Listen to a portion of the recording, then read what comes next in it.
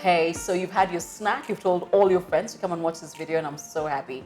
I'm having a conversation, an African conversation, not a Kenyan one, with Gina Din. She's not a name, she's not a person, she's not just a business, she's the SI unit for entrepreneurship in Kenya and in Africa. And I have reasons, because probably speaking to her, and you've got to watch the first part of this conversation, is going through the phases of being an entrepreneur.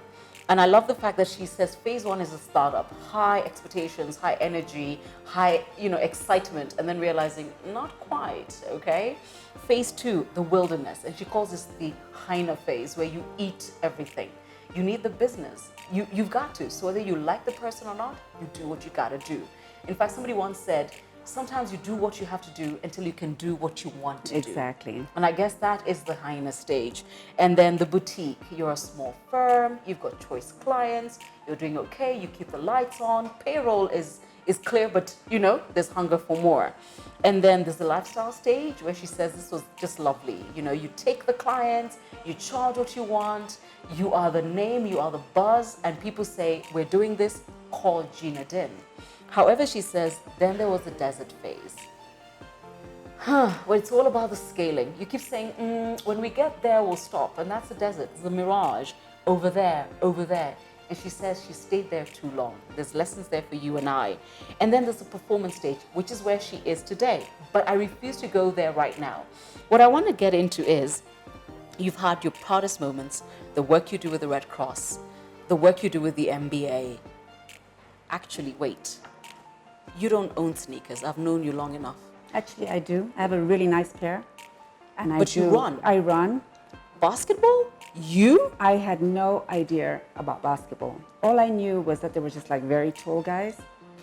And then my son Nathan, who is very into football and sports generally, loves basketball as well. Okay. And so he started telling me about the NBA and about NBA in Africa, and I would be like, okay, I'm a good mom, so I'd listen to him. But I never realized that the impact that NBA has on the youth in this continent. Oh, and yes. They do the most amazing work, and it's nothing to do with the game. Yeah. You don't need the sneakers, because it's all about life skills that they're teaching these young people on the continent. Mm-hmm. And I want to be part of that. I want to be part of that conversation that they're having with the youth of this continent. So the NBA Junior League is right now in, I think, 11 countries on the continent. Yeah. We just launched it here a few months ago. Yes. And it is absolutely amazing. I absolutely love what I'm doing with NBA. It just makes me fulfilled. No, I have to be honest. So I get the call at about 9 in the morning. She says, so you're coming. Oh, you must understand, Gina asks questions that don't necessarily need an answer. So she says, so you're coming means you are coming. She's not asking. And I'm thinking, I didn't get the invitation. I'm coming. I'm thinking, MBA Gina, she has high heels. She does not what? And I get there and I'm like, but this is not happening. So another thing I'd like you to do is actually Google the name Gina Din, MBA Africa, and you'll be blown away with what she's doing. But I love the fact that you're honest about the fact that a lot of the work you're doing now is what edifies you. But that's what I want to know. You could have your choice of clients. Which is the work that makes you say, yes? It's interesting. It's documented as well, our work with Safaricom, our work with Michael and all that. And I'm really, really proud of that. Yes. Because, we built not just the brand, but also the industry. And the person. And it was wonderful, and we had a wonderful team. But I have to say that the work I am really most proud of is the work that we did around KQ 507, the horrible, tragic plane crash.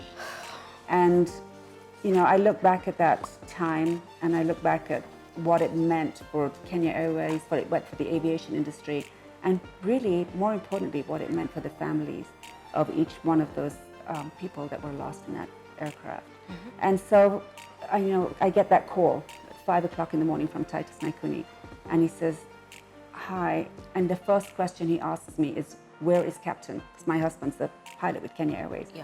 And I said, he's in West Africa. And Titus and he says, oh, okay.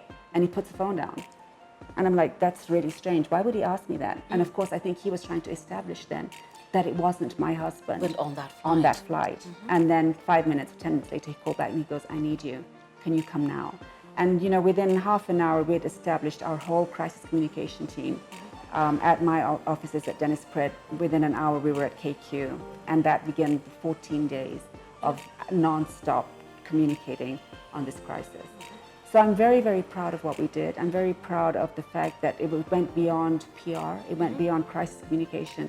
You know, we helped the families, we helped the organization, and we communicated about this horrible tragedy, but we communicated really well. I was just listening to you and I realized you tend to rope me in as well. Always. You're my girl. No. In the strangest ways. Do you know there are days you've called me on a Sunday and says, we need blood? Oh, yeah. Or we need doctors? When you're doing work for Red Cross? Yeah. And I have to figure out how on a Sunday at 9 a.m. how I get that message on air. But also, what you've taught me is there's more to public relations than sending out messages.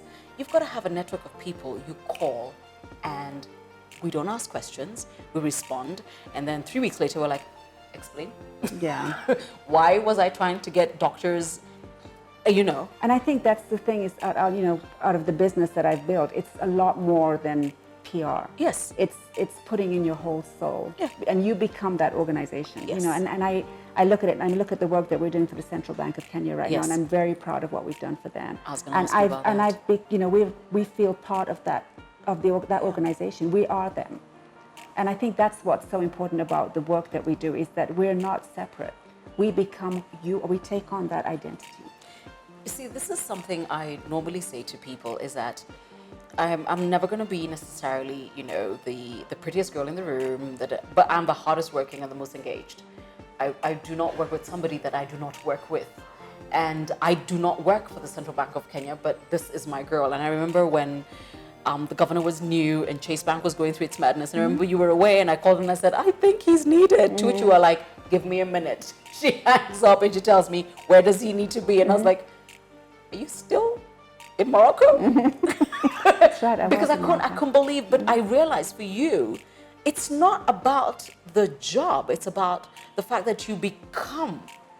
You do. You have to. Part of Otherwise, that you'll never be organization. successful in what you're doing, won't. because you have to become. I became Safaricom. Yeah. You know, and I still feel that. I see the brand, and it has something. There's something about me in it. In it. You know, and Yes. that never goes away. I see KQ. They're not my client anymore. No. But you know That's what? family. I have a feel like it's my. Yeah, they're my guys. They're your I will people. do whatever I can to protect that brand. Yes. No matter what. You know, they don't have to be paying me a retainer. Exactly. They're my brand. I'm identified with them. I love that. So, in the same vein, where you have those moments, do you have those? Because I hear a lot of entrepreneurs go through this thing of, oh, I can't do this, I can't do this, I can't do this. Do you have those? I love the fact that, you know, you're excited about a lot of the work that you do. You talk about Safaricom and your eyes light up, and KQ and your eyes light up, and the MBA and your eyes light up, and CBK, but come on. There are days, I'm sure you wake up and you're like, I can't do this. If any entrepreneur tells you they don't have those days, they're lying. They're lying. Because you know what, we have those days. I mean, there are days that are so hard, you know, I think what I've learned to do is be totally comfortable outside of my comfort zone. Because if you're in your comfort zone, you're definitely not growing. Oh, yeah. So, you know, I'm constantly outside my comfort zone. I'm totally comfortable being outside my comfort zone. Yeah. And I think that's the important thing. So I have moments where I'm like, you know what, I'm done with this. I just can't do it. But you know what, I pick myself up and just say, okay, you know, what can I do better, or what can I do differently? You know, we talked about my proudest moments, and I talked about Kenya Airways. But you know, having Kenya Airways at that time was also very difficult, because I wished they weren't my client at that time. You know, here I was, knowing the whole crew that had died, you know, having a husband who was a pilot. I had a lot of emotions going on at that time. But you know what? I had no time to emote. I had to go and work. You know, it was only when it was all over that you're just like, oh my God, I can't believe what happened has just happened.